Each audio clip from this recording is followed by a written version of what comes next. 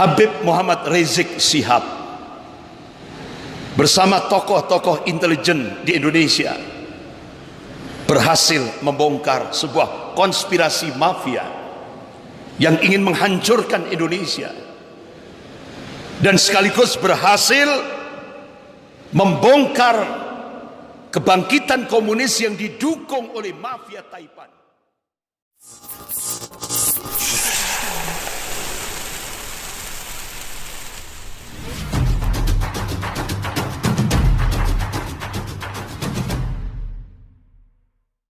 Alhamdulillah, nahmaduhu wa nasta'inuhu wa nastaghfiruh wa na'udzu billahi min shururi anfusina wa min sayyiati a'malina. May yahdihillahu fala mudilla lahu wa may yudlil fala hadiya lahu. Asyhadu an la ilaha illallah wahdahu la syarika lahu wa asyhadu anna Muhammadan abduhu wa rasuluh.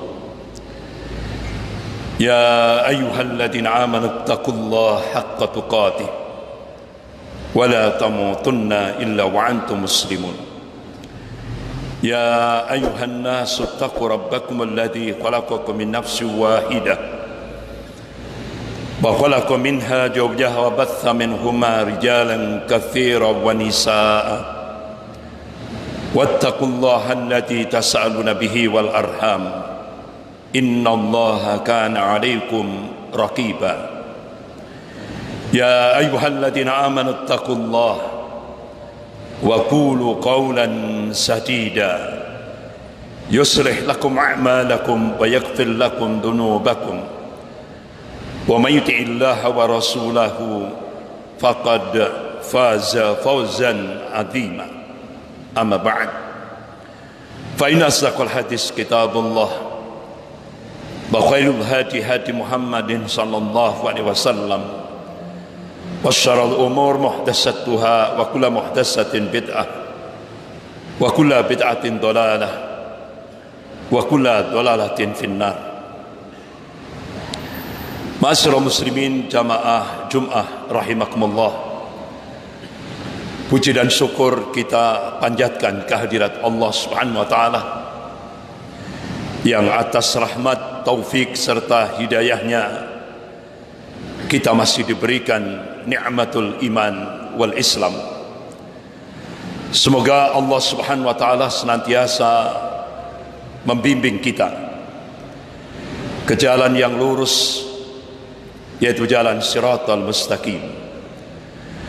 Dan semoga Allah Subhanahu wa taala senantiasa memberkahi dan merahmati kehidupan kita sampai kita menghadap kehadirat Allah penuh dengan ridho dan ampunannya. Amin ya rabbal alamin. Salawat serta salam semoga tetap tercurahkan pada Rasulullah sallallahu alaihi wasallam beserta keluarga, para sahabat dan pengikutnya yang senantiasa istiqamah dalam memperjuangkan syariahnya, dalam menegakkan sunnah-sunnahnya sebagaimana pemahaman para salafus salih. Ma'asyiral muslimin jamaah Jumat rahimakumullah, Allah Subhanahu wa taala memberikan tanbih kepada kita hamba-hambanya yang beriman, sebagaimana firman Allah dalam surah Al-Maidah ayat 82. Allah berfirman, a'udzu billahi minasyaitonir rajim, la tajidada asyadan nas adawatan lil ladzina amanul yahuda wal ladzina asyraku. Sungguh kalian akan menyaksikan orang-orang yang paling keras permusuhannya terhadap hamba-hamba Allah yang beriman. Kata Allah, al-Yahud, orang-orang Yahudi dan orang-orang musyrik. Bahkan 1441 tahun yang lalu Rasulullah sallallahu alaihi wasallam juga mengingatkan kepada umatnya. Qala Rasulullah sallallahu alaihi wasallam, la tattabi'anna la tattabi'anna sunnana man kana qablakum sibran bi sibrin wa dira'an bi dira'in hatta la dakhalu juhra dabbin tabi'tumum kunna ya Rasulullah al-yahud wan nasara qala faman. Sungguh kata Rasulullah, kalian akan mengikuti jejak-jejak orang-orang sebelum kalian, setahap demi setahap, sejengkal demi sejengkal, hatta la dakhala juhra dabbin. Dabbin itu kalau di Timur Tengah itu seperti binatang biawak, dia punya lubang di pasir. Ini bahasa kinayah, kiasan, perumpamaan. Hatta la dakhala juhra dabbin, sampai orang lain masuk lubang biawak, kamu ngikut. Al-Imam Ibnu Hajar Al-Asqalani rahimahullah, ketika beliau menafsirkan hadis ini maknanya bukan justifikasi, bukan pembenaran, tapi hadis ini adalah warning, peringatan dari Rasulullah SAW. Makanya ketika sahabat bertanya, "Qulna ya Rasulullah al-yahud wan nasara," apakah yang kau maksudkan itu perilaku, sikap, budaya orang-orang Yahudi dan Nasrani? Rasulullah berikan jawaban, qala faman, siapa lagi kalau bukan mereka? Oleh karena itu Rasulullah memberikan satu arahan yang tegas. Qala Rasulullah sallallahu alaihi wasallam, man tasabbaha biqaumin fahuwa minhum. Barang siapa yang meniru-niru satu kaum, maka dia termasuk kaum itu sendiri. Jadi tasabbuh, sebagaimana Syekhul Islam Ibnu Taimiyah rahimahullah mencoba untuk mengambil kesimpulan, jadi tasabbuh, meniru-niru adat istiadat kebudayaan orang-orang kafir, itu dilarang secara global dalam agama kita. Niru-niru saja sudah tidak boleh, apalagi ngikut. Tapi begitu kita potret kondisi kaum muslimin, lebih khusus di Indonesia, tidak hanya meniru, tapi sebagian kita lihat sudah sampai taraf ittiba'ul kuffar, ngikuti orang kafir. Astagfirullah.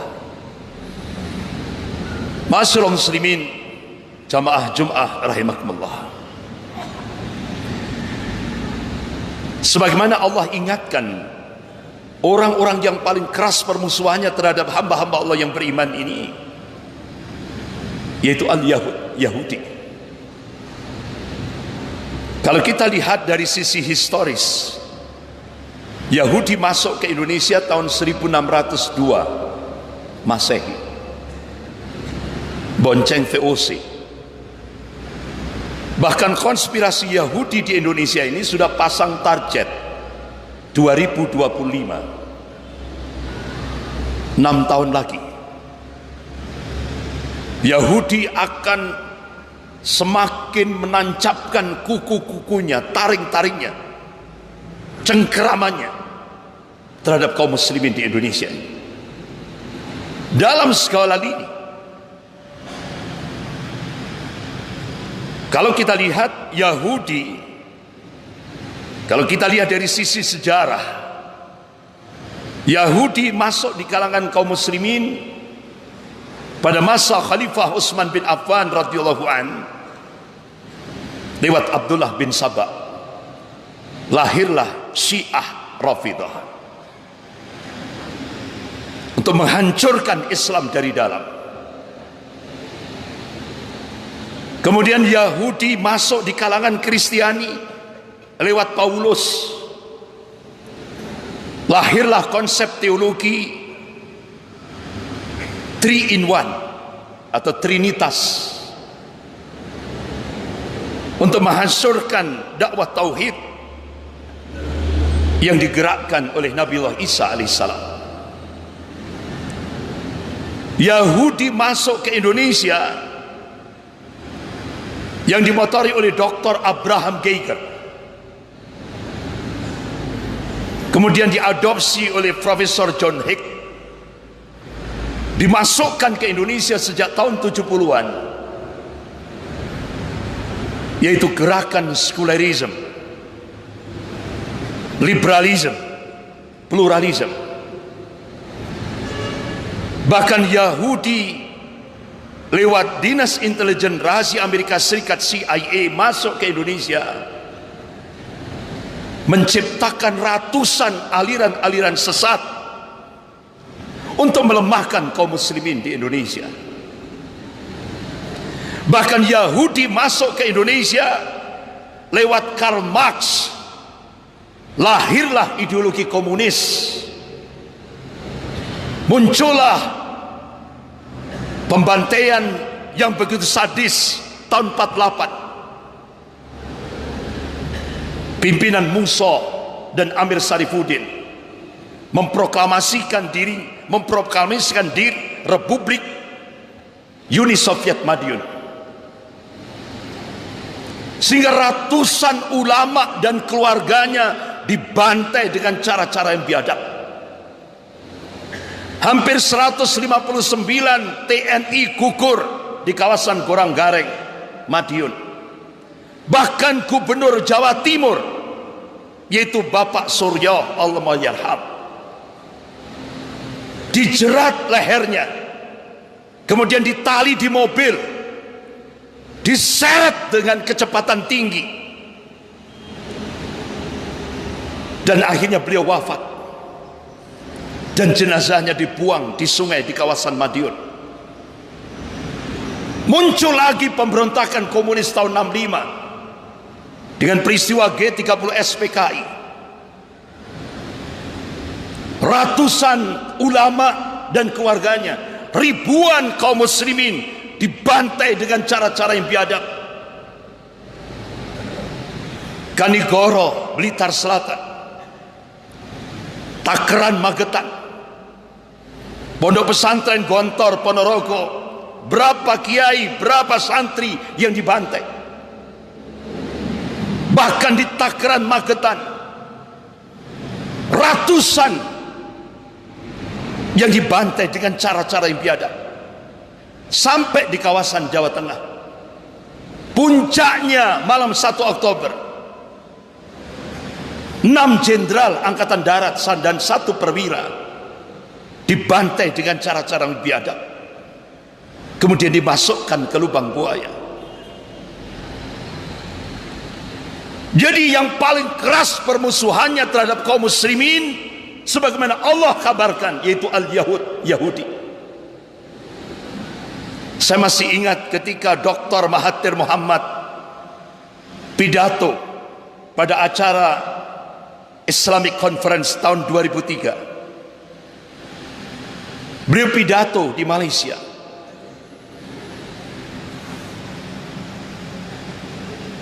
Isi pidatonya, kata beliau, the Jews rule this world by proxy.